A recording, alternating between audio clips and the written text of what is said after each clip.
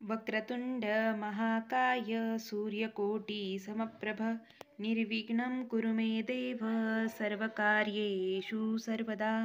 गणपती बाप्पा मोरया, मंगलमूर्ती मोरया. जयंती 1 फेब्रुवारीला आहे आणि शुभ मुहूर्त सकाळी 11:38ला सुरू होतोय आणि दुपारी 1:40 पर्यंत चालू होते. या वेळात किंवा अख्खा दिवस तुम्ही गणपती बाप्पांची केव्हाही ही सेवा करू शकता, उपासना करू शकता. तर या दिवशी तुम्हाला काय करायचं आहे, वेगवेगळ्या तिथीमध्ये जन्म झालेला असला गणपती बाप्पाचा तर त्या तिथींबद्दल थोडक्यात माहिती देते. मागी गणेश जयंतीची जी कथा आहे ती सांगते थोडक्यात. पहिली जी आपण जयंती साजरी करतो ती वैशाख पौर्णिमा विनायक जयंतीचा दिवस असतो.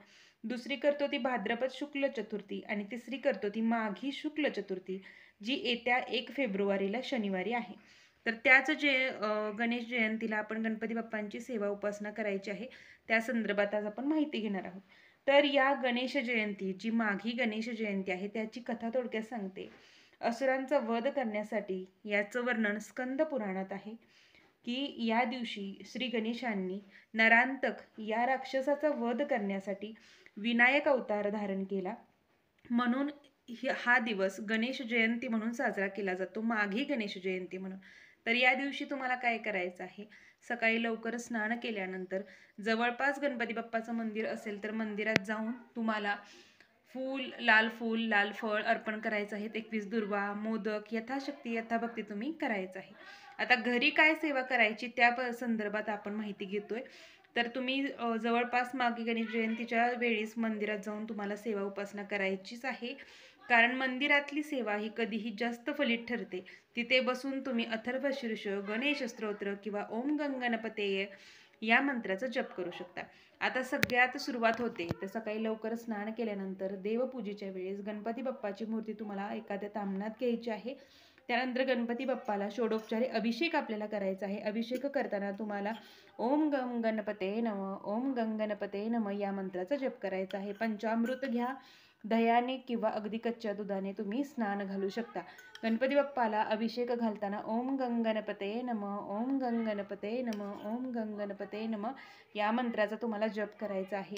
काहीच शक्य नसेल तर पंचामृताने सुरुवातीला मी स्नान घालून घेणार आहे. पंचामृतामध्ये दूध, दही, तूप, मध आणि थोडासा गूळ घालायचा व त्याने तुम्हाला पंचामृताने गणपती बाप्पांना स्नान घालायचं आहे, अभिषेक घालायचा आहे.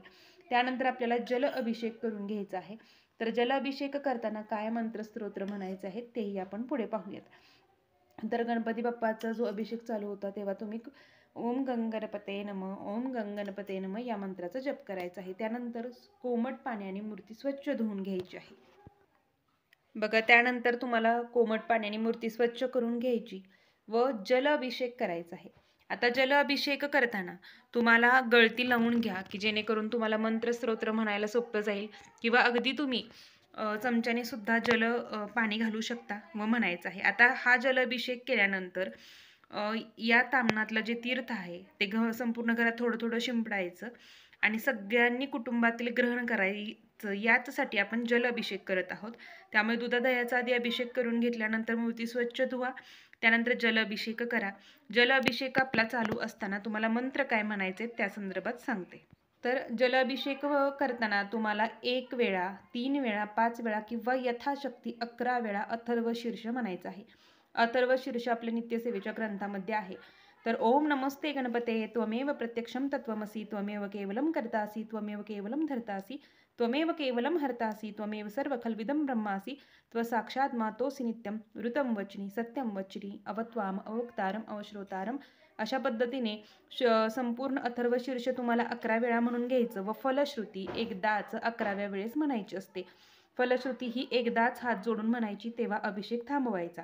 11 वेळा जर तुम्ही म्हणणार असाल तर 10 वेळा तुम्हाला संपूर्ण आधी वाचन करून घ्यायचं व 11व्या वेळेस एकदाच फलश्रुती हात जोडून वाचायची आहे.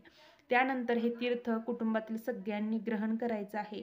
ही सेवा प्रत्येक चतुर्थीलाही अवश्य करा. पण गणेश जयंती म्हटलं की त्या दिवशी गणेश तत्व अतिशय जागृत असतं. गणपती बाप्पांचा जन्मदिवस, त्यामुळे तुम्हाला ही सेवा अवश्य करायची आहे. लाल फूल, लाल फळ, तुम्हाला या दिवशी गणपतींना लाल वस्त्र अर्पण करायचे आहेत. दुर्वा अर्पण करायचे आहेत, 21 मोदकांचा नैवेद्य तुम्हाला करायचा आहे. तसेच तीळ, या दिवशी तिळांना अतिशय महत्त्व आहे माघी गणेश जयंतीला. त्यामुळे तुम्हाला तीळ जर जमलं तर या स्नान करताना तुम्हाला तीळ या पाण्यामध्ये टाकायचं आहे गणपती बाप्पांच्या. तिळाचे लाडूचा नैवेद्य तुम्हाला या दिवशी दाखवायचा आहे. तिळाची चिक्की तुम्ही दाखवू शकता किंवा तीळ आणि गूळ फक्त याचा नैवेद्य दाखवू शकता. फळांमध्ये सगळ्या फळांचा, कच्च्या दुधाचा, तापवलेल्या दुधाचा तुम्ही नैवेद्य दाखवू शकता. आता अभिषेक चालू असताना संपूर्ण तुम्हाला अथर्व शीर्ष म्हणायचं आहे. त्यानंतर गणपती बाप्पाची मूर्ती स्वच्छ धुवा, पुसा. त्यानंतर आपल्या जिथे तुम्ही देवालयात गणपती बाप्पाची मूर्ती स्थापन करत असाल तिथे स्थापन करा. अत्तर लावा, लाल फूल, हळद, कुंकू, अक्षता वाहून घ्यायचे आहेत आणि गणपती बाप्पांची आरती तुम्हाला करायची आहे. तर या पद्धतीने गणेश जयंतीला दिवसभर सेवा करा. तुमच्या घरात लहान मुलं असतील तर त्या लहान मुलांकडून गणपती अथर्वशीर्ष पठण करून घ्या. त्याचबरोबर गणेश गायत्री मंत्र पठण करून घ्या 108 वेळा. ओम एकदंताय विद्महे वक्रतुंडाय धीमहि तन्नो दंती प्रचोदयात. किंवा दुसरा ओम गंगणपते नमः, ओम गंगणपते नमः. तिसरा मंत्र आहे मंगलमूर्ते विघ्नहरा दुरितनाशने कृपा करा. मंगलमूर्ते विघ्नहरा दुरितनाशने कृपा करा. या मंत्रापैकी कोणताही मंत्र तुम्हाला 108 वेळा म्हणायचा आहे. किंवा गणपती अथर्वशीर्ष 1 वेळा, 3, 5, 7, 11 वेळा पठण करायचं आहे. अभिषेक तर आपल्याला करायचंच आहे, पण मुलांकडून पठण करून घ्या. मुलं वाचण्यासारखी नसतील तर आईने वाचलं तरी चालू शकतं. गणेश स्तोत्र जे संकट निरसन नारद मुनींनी लिहिलं आहे. प्रणम्य शिरसा दैवम गौरीपुत्रम विनायकम भक्तावासम स्मरे नित्यम आयुकामार्थ सिद्धये. तर हे सुद्धा आपल्या नित्यसेवेच्या ग्रंथामध्ये आहे. तर त्याचंही यथाशक्ती यथाभक्ती पठण करा. मुलांकडून जास्तीत जास्त या दिवशी सेवा उपासना करा. ज्यांना 120 दिवसांची गणपती बाप्पांची सेवा रुजू करायची असेल संकल्पयुक्त, तर तीही या दिवसापासून तुम्ही सुरुवात करू शकता. त्याचबरोबर जन्मकाळ साजरा केला जातो. मंदिरात जाऊन अवश्य गणपती बाप्पांच्या जन्मकाळाला हजर राहा. सेवा उपासना जास्तीत जास्त करायची आहे.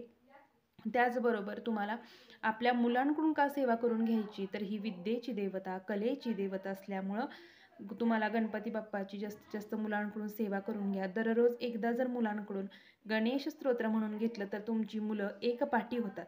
एकपाठी म्हणजे काय, तर एकदा वाचलेलं मुलांच्या लक्षात राहतं. त्यामुळे मुलांकडून दररोज गणेश स्तोत्र हे पठण करून घ्या. सरस्वती मंत्र पठण करून घ्या. प्रज्ञाविवर्धन स्तोत्र पठण करून घ्या. यथाशक्ती यथाभक्ती तुम्हाला सेवा करायची आहे. तर येत्या गणेश जयंतीला 1 फेब्रुवारीला गणपती बाप्पाची आवर्जून ही सेवा रुजू करायची आहे. अभिषेक करा व आवर्जून 21 मोदकांचा नैवेद्य दाखवा. तिळाचा नैवेद्य दाखवा. या दिवशी तिळाच्या लाडूंना अतिशय महत्त्व आहे. त्यामुळे तुम्ही अवश्य ही सेवा करा. जी तुम्हाला सेवा शक्य होईल ती आपल्या मुलांकडून करून घ्या. स्वतः करा. कुटुंबातील कोणतीही व्यक्ती ही सेवा करू शकतं. गणपती बाप्पांना अभिषेक तर आवर्जून करा. प्रत्येक चतुर्थीला करा, प्रत्येक मंगळवारी करा, पण गणेश जयंतीला विशेष महत्त्व असल्यामुळं या दिवशी अवश्य करा. सेवा चुकवू नका, रुजू करा. ज्यांना मासिक धर्म सुतक विटाळ असेल तेही सेवा करू शकत नाहीत, पण मुलांना कमीत कमी वाचन करायला तरी सांगा. तर झालेली सेवा महाराजांच्या चरणी मी रुजू करते. सर्वांना श्री स्वामी समर्थ. अवधूत चिंतन. श्री गुरुदेव दत्त.